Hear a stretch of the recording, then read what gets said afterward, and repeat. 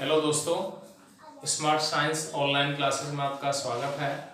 आज हम बात कर रहे हैं कोलैडी विलयन की प्रॉपर्टीज में, गुणधर्म में एक पॉइंट, लास्ट पॉइंट जिसे अपन कहते हैं कोलैडी विलयन का स्कंदन या अवक्षेपण। स्कंदन या अवक्षेपण क्या होता है, उसको हम कैसे परिभाषित करें, कैसी स्थिति में स्कंदन हो सकता है, देख लें। सबसे पहले मैं परिभाषा बताऊंगा स्कंदन की। स्कंदन होता क्या है? किसी कोलैडी विलयन का अवक्षेप में परिवर्तित होना। किसी कोलैडी विलयन का अवक्षेप में परिवर्तित होने की जो प्रक्रिया है उसे हम क्या कहते हैं? स्कंदन या अवक्षेपण। तो सीधा सा है, किसी कोलैडी विलयन का या कोलैडी कणों का अवक्षेप में परिवर्तित होने की प्रक्रिया जो है क्या कहलाता है? स्कंदन या अवक्षेपण। कैसे होता है हम ये कहते हैं, एग्जांपल सुने अपन कि जो जैसे अपन कहते हैं अंडा है, अंडा एक कोलैडी विलयन होता है जब कच्चा होता है, लेकिन जब उसको अपन गर्म करते हैं तो वह ठोस या अर्ध ठोस अवस्था में हो जाता है। इसका मतलब है जो कोलैडी विलयन था वो जम गया या स्कंदित हो गया। स्कंदित होने के बाद जो अंडा है वो कैसा हो जाता है? जम जाता है। उस स्थिति को हम क्या कहते हैं? स्कंदन या अवक्षेपण। तो सीधा सा परिभाषा होती है, किसी कोलैडी विलयन का अवक्षेप में परिवर्तित होना क्या कहलाता है? स्कंदन या अवक्षेपण। ठीक है, अब यहां से अपन कहते हैं किसी कोलैडी विलयन का स्कंदन कब होता है, उसके कारण क्या होते हैं। सबसे पहले अपन बात करेंगे किस किस कारण के माध्यम से स्कंदन या अवक्षेपण होता है। एक होता है आधिक्य अपोहन। क्या कह रहे हैं? आधिक्य अपोहन। अपोहन का मतलब होता है छानना। हमने एक प्रोसेस पढ़ी है कोलैडी विलयनों का शुद्धिकरण, उसमें पढ़ा है अपोहन। अपोहन को अपन डिफाइन कैसे करें कि किसी कोलैडी विलयन में उपस्थित अशुद्धियों को पृथक करना क्या कहलाता है? अपोहन कहलाता है। अब यहां से अपन को पता है किसी कोलैडी विलयन का जब अपन निर्माण करते हैं तो उसमें कहीं ना कहीं विद्युत अपघट्य की उपस्थिति होती है या विद्युत अपघट्य की अशुद्धि उपस्थित होती है। यदि यह अपोहन जो क्रिया है कुछ टाइम के लिए अपन कराते हैं तो उसमें केवल जो विद्युत अपघट्य के आयन हैं वही यहां से निष्कासित हो पाते हैं और शुद्ध अवस्था में कोलैडी कण या कोलैडी विलयन शेष रह जाता है। लेकिन यदि अपोहन क्रिया अधिक समय के लिए की जाती है तो कोलैडी कणों पर उपस्थित जो आवेश है, कोलैडी कणों पर उपस्थित जो आवेश है वह भी अपोहन के माध्यम से पृथक हो जाता है या निकल जाता है, गुजर जाता है। तो उस स्थिति में कोलैडी कण कैसे हो जाते हैं? उदासीन हो जाते हैं। और जब उदासीन कण हो जाएंगे वो परस्पर क्या हो जाते हैं? संयुक्त हो जाते हैं। और संयुक्त होने के बाद उनका जो आकार है वो कोलैडी कणों से बड़ा हो जाता है। इस स्थिति को अपन क्या कहते हैं? आधिक्य अपोहन। तो सीधा सा पॉइंट है, जब अपोहन क्रिया अधिक समय के लिए की जाती है तो कोलैडी कणों पर उपस्थित आवेश भी छन करके बाहर चला जाता है, जिससे कोलैडी कण उदासीन अवस्था में आ जाते हैं, जो परस्पर संयुक्त हो जाते हैं और अवक्षेप बना लेते हैं। तो इस प्रकार से हम कह सकते हैं कोलैडी कण कैसे हो जाते हैं? स्कंदित हो जाते हैं। ठीक है, दूसरा पॉइंट अपन सुनेंगे क्या होता है? विद्युत अपघट्य मिलाने पर। क्या है? विद्युत अपघट्य मिलाने पर। अब विद्युत अपघट्य मिलाते हैं तो हमें पता है कोई भी विद्युत अपघट्य मिलाया जाए तो उस विद्युत अपघट्य में आवेशित आयन होते हैं पॉजिटिव और नेगेटिव। जब किसी कोलैडी विलयन में विद्युत अपघट्य मिलाया जाता है तो वहां क्या होता है? अपक्षेपण क्रिया होती है। कैसे होती है? हमें पता है जो कोलैडी विलयन है, जो कोलैडी विलयन होता है उस पे या तो आवेश कैसा होता है? पॉजिटिव, या कैसा होता है? नेगेटिव। कोलैडी विलयन में उपस्थित जो कण हैं उन पर या तो ऋणावेश होता है या क्या होता है? धनावेश। जब यहाँ पर अपन क्या मिलाते हैं? विद्युत अपघट्य। क्या मिला रहे हैं यहाँ पे? विद्युत अपघट्य। तो हमें पता है विद्युत अपघट्य में पॉजिटिव और नेगेटिव दोनों प्रकार के आयन होते हैं। तो विद्युत अपघट्ट में उपस्थित जो विपरीत आवेशित आयन है वो कोलाइडी विलयन को उदासीन कर लेते हैं या कोलाइडी कणों को क्या कर देते हैं, उदासीन कर देते हैं, जिससे कोलाइडी कण अवक्षेपित हो जाते हैं, स्कंदित हो जाते हैं। तो सीधा सा पॉइंट है विद्युत अपघट्ट की मात्रा, क्योंकि हम कह सकते हैं कोलाइडी विलयन में उपस्थित सभी कणों पर समान प्रकार का आवेश विद्यमान होता है। जब इस कोलाइडी विलयन में विद्युत अपघट्ट मिलाया जाता है तो कोलाइडी कणों के विपरीत आवेश युक्त आयन उन कोलाइडी कणों को उदासीन कर देता है, जिससे कोलाइडी कण परस्पर संयुक्त होकर के अवक्षेपित हो जाते हैं, जिससे उनका स्कंदन हो जाता है। इसके बाद हम देखें कि जैसे एग्जांपल लें किस प्रकार से उदाहरण के अकॉर्डिंग बात करेंगे। जैसे माना कि अपन ने पढ़ा है आर्सेनिक सल्फाइड, जैसे हमने क्या पढ़ा है आर्सेनिक सल्फाइड, सूत्र होता है AS2S3, इस पे आवेश होता है क्या माइनस, मतलब यह एक ऋणावेशित कोलाइडी विलयन होता है। मतलब क्या है आर्सेनिक सल्फाइड जो कोलाइडी सॉल है उसके ऊपर प्रथम जो परत मिलती है वो किसकी होती है, सल्फाइड आयनों की, तो इस पे आवेश कैसा होता है नेगेटिव। अब यहाँ पे अपन विद्युत अपघट्ट मिलाएं तो यह नेगेटिव कोलाइडी विलयन धनावेशित आयनों द्वारा क्या हो जाएगा, उदासीन हो जाएगा, अवक्षेपित हो जाएगा। माना कि इसमें अपन क्या मिलाते हैं DaCl2 विद्युत अपघट्ट मिलाएं, ये टूटेगा तो क्या बनाएगा Da+2 प्लस में 2Cl-।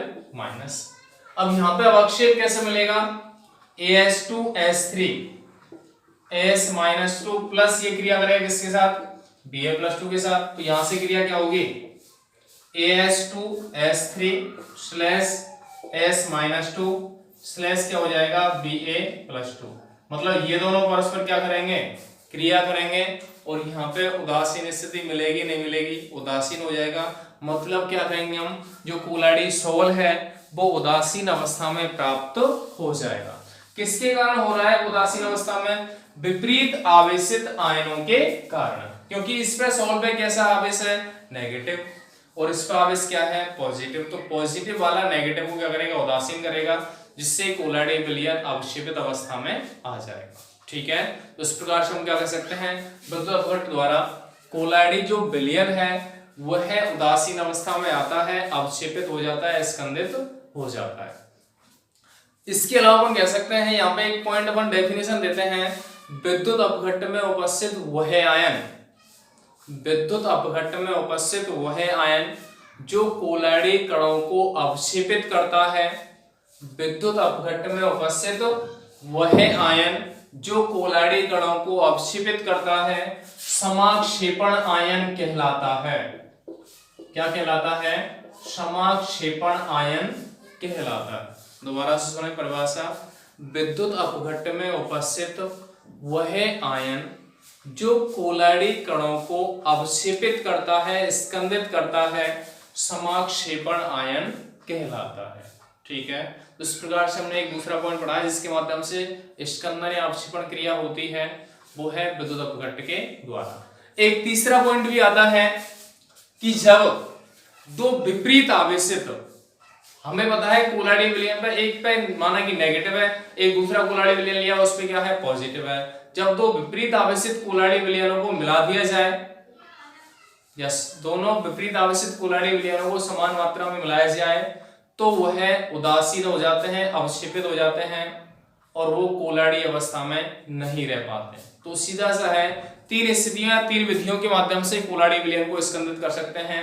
एक पढ़ा था हमने आधिक्य अपोहन, दूसरा है विद्युत अपघट्ट की मात्रा मिलाने पर और तीसरा है दो विपरीत आवेशित कोलाइडी विलयनों को मिलाने पर। ठीक है, ये तो हो जाता है नॉर्मल कंडीशन में स्कंदन या अवक्षेपण। आगे हम बात करेंगे क्या होता है, कैसे आएगा। इसी में एक नियम आता है, इंपॉर्टेंट है, ये पूरा टॉपिक ही इंपॉर्टेंट है, क्वेश्चन आता है यहां से संबंधित एक नियम आता है, उस नियम का नाम क्या होता है हार्डी सुलजे नियम। कौन सा नियम है, हार्डी सुलजे नियम। ये नियम क्या होता है, हार्डी सुलजे वैज्ञानिक का नाम है, उनके अकॉर्डिंग होता क्या है कि हमें पता है जब कोलाइडी कणों को हम अवक्षेपित करना चाहते हैं तो उसके अंतर्गत क्या मिलाते हैं, विद्युत अपघट्य मिलाया जाता है। तो यहां हम बात करेंगे विद्युत अपघट्य तथा कोलाइडी विलयन या कोलाइडी कणों के मध्य एक परस्पर संबंध होता है जिसे हार्डी सुलजे ने दिया था। इस वजह से यहाँ जो नियम आता है उसे अपन क्या कहते हैं, हार्डी सुलजे नियम। मतलब किस किस के मध्य है, कोलाइडी विलयन तथा विद्युत अपघट्य के मध्य। कोलाइडी विलयन तथा विद्युत अपघट्य के मध्य जो परस्पर संबंध है उसे किसने बताया था, हार्डी सुलजे ने। तो संबंधित नियम क्या कहलाता है, हार्डी सुलजे नियम।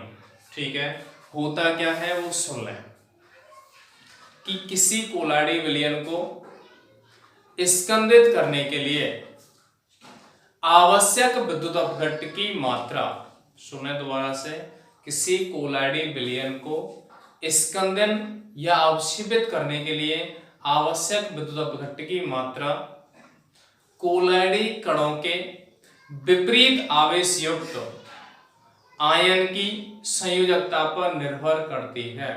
दोबारा से सुने, किसी कोलाइडी विलयन को स्कंदित करने के लिए आवश्यक विद्युत अपघट्य की मात्रा विद्युत अपघट्य में उपस्थित कोलाइडी कणों के विपरीत आवेश युक्त आयन की संयोजकता पर निर्भर करती है। सुने कैसे होता है, दोबारा सुनेंगे अपन। माना कि हमारा कोलाइडी विलयन कैसा है, पॉजिटिव है। कैसा है कोलाइडी विलयन, पॉजिटिव। तो हमें पता है पॉजिटिव के लिए विद्युत अपघट्य चाहिए, क्या चाहिए, विद्युत अपघट्य। अब विद्युत अपघट्य अपन ने कौन कौन से लिए हैं वो देख लें। माना कि हमने एक लिया है Na2SO4, एक लिया है Na3PO4, एक लिया है हमने NaCl।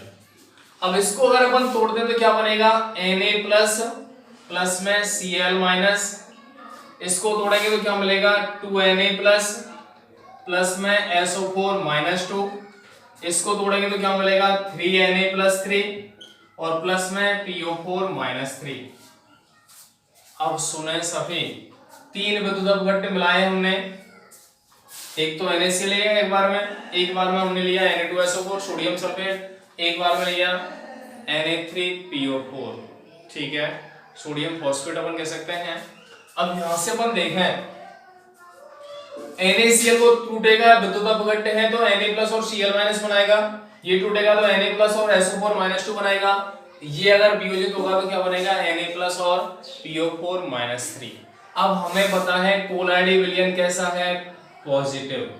कोलाइड कैसा है, पॉजिटिव।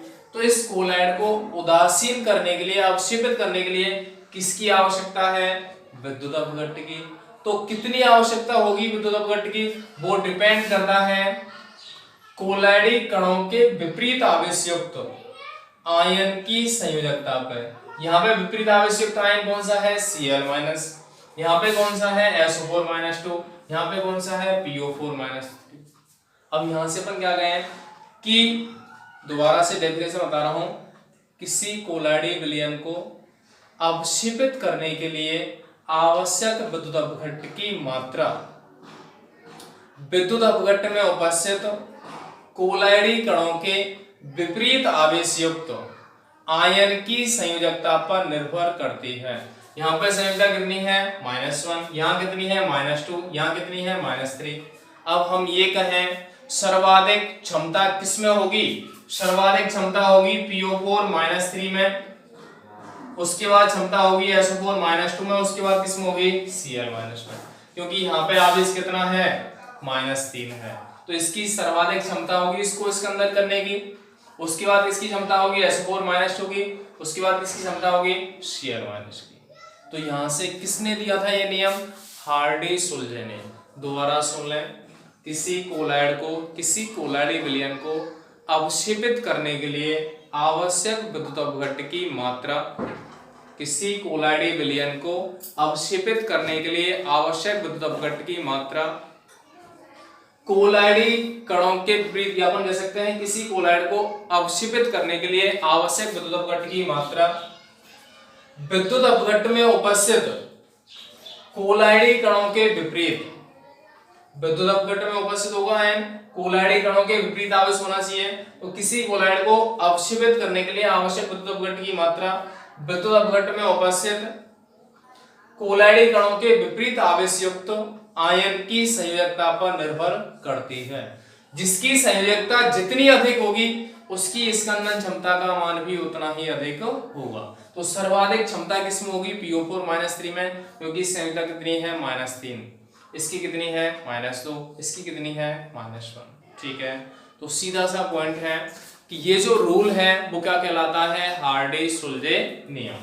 अब आगे अपन बात करें कि ऋणावेशित कोलाइडी विलयन को ऋणावेशित कोलाइड को स्कंदित करने के लिए विद्युत अपघट्ट की क्षमता का क्रम है, स्कंदन की क्षमता का क्रम है Sn+4 Al+3 Mg+2 और Na+। मतलब किसको स्कंदित करना है हमें? नेगेटिव कोलाइड को। तो यहाँ पे आवेश कितना है? +4, यहाँ कितना है? +3, यहाँ कितना है? +2, यहाँ कितना है? +1। तो सर्वाधिक स्कंदन क्षमता किसकी होगी? Sn+4 की। पॉजिटिव कोलाइड को स्कंदित करना है तो आवश्यक देख लें अपन, एक तो होता है अपना PO4-3, उसके बाद SO4-2, उसके बाद Cl-। तो सर्वाधिक स्कंदन क्षमता किसकी है? फॉस्फेट आयन की, क्योंकि यहाँ पे चार्ज -3 है, यहाँ पे 2 है, यहाँ पे 1 है। तो इस प्रकार से हम कह सकते हैं यह जो नियम है वो क्या कहलाता है? हार्डी-सुलजे नियम। क्या कहलाता है? हार्डी-सुलजे नियम। एक बार परिभाषा दोबारा बता रहा हूं, किसी कोलाइडी विलयन को स्कंदित करने के लिए आवश्यक विद्युत अपघट्ट की मात्रा विद्युत अपघट्ट में उपस्थित कोलाइडी कणों के विपरीत आवेश युक्त आयन की संयोजकता पर निर्भर करती है। क्योंकि इन पे और इन पे जो आवेश है वो कैसा है? अपोजिट है। हमें पता है अपोजिट आवेश वाला ही जो आयन है वो उसको क्या करेगा? अवक्षेपित करेगा, स्कंदित करेगा। तो यह जो नियम है वो क्या कहलाता है? हार्डी-सुलजे नियम। क्या कहलाता है? हार्डी-सुलजे नियम। ठीक है, आगे हम बात करते हैं स्कंदन क्षमता की परिभाषा क्या होती है।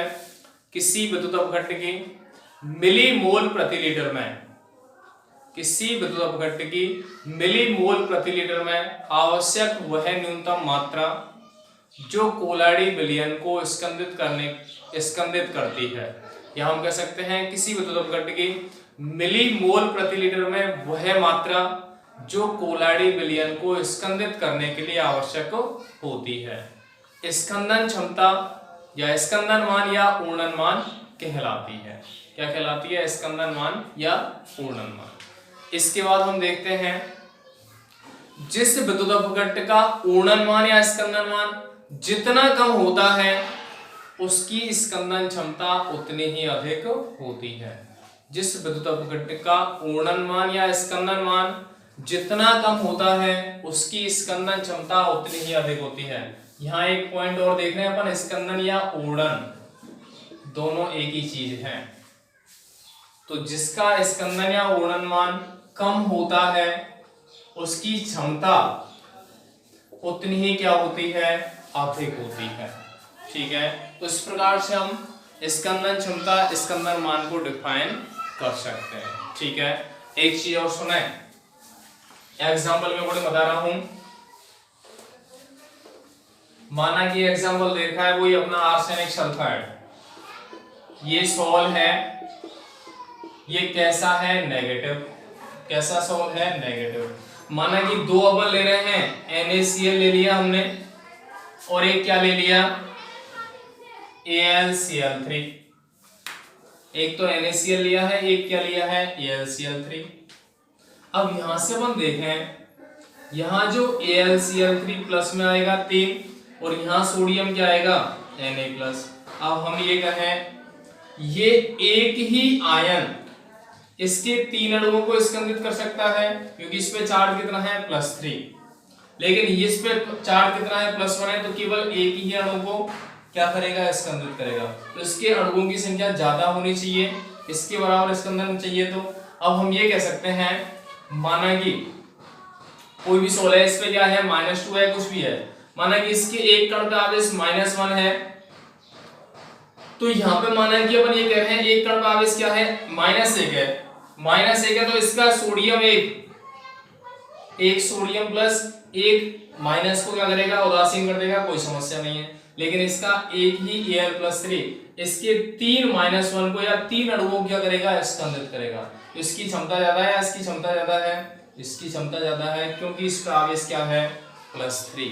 तो हम ये कह सकते हैं अगर इसकी क्षमता ज्यादा है तो इसकी आवश्यकता कम होगी, इसकी क्षमता कम है तो इसकी आवश्यकता क्या होगी ज्यादा होगी। तो हम कह सकते हैं जिसकी स्कंदन क्षमता अधिक होती है उसका स्कंदन मान उतना ही कम होता है, मतलब इसको अधिक मात्रा में लिया जाएगा अगर अवक्षेपित करना है तो, अगर इसको कम मात्रा में लिया जाएगा अवक्षेपण के लिए। तो सीधा सा पॉइंट है जिसका स्कंदन मान जितना कम होता है उसकी स्कंदन क्षमता उतनी ही अधिक होती है।